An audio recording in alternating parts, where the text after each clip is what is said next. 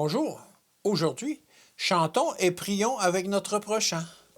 Et ils le célébrèrent avec des transports de joie, et ils s'inclinèrent et se prosternèrent. 2 Chroniques 29, verset 30. Présenter la vérité avec amour et sympathie, de maison en maison, c'est agir en harmonie avec les instructions que le Christ donna à ses disciples lorsqu'il les envoya pour la première fois en mission.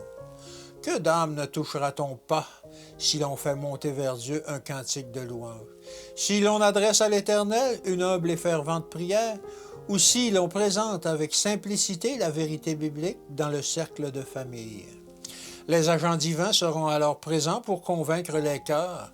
La promesse divine n'est-elle pas « Je suis avec vous tous les jours » ? Avec l'assurance de la présence constante d'un tel secours, ne pouvons-nous pas travailler avec espoir, foi et courage? L'œuvre du Christ a besoin de chrétiens qui possèdent le don du chant. Le chant est en effet un des moyens les plus efficaces pour graver dans les cœurs la vérité spirituelle. Que de fois, par les paroles d'un chant sacré, n'a-t-on pas fait surgir des sources de repentance et de foi? Qu'on instruise les membres de l'Église, jeunes et vieux, en vue de la proclamation du dernier message du monde. S'ils partent avec humilité, les anges de Dieu les accompagneront. Ils leur enseigneront comment prier en public, comment faire monter vers Dieu leurs cantiques et comment proclamer le message évangélique pour cette époque. Apprenez à chanter les cantiques les plus simples.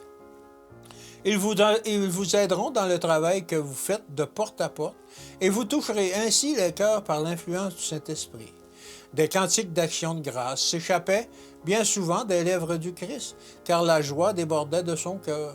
La parole de Dieu nous déclare qu'il y a de la joie parmi les anges lorsqu'un pécheur se repent et que l'Éternel se réjouit lorsque son Église chante.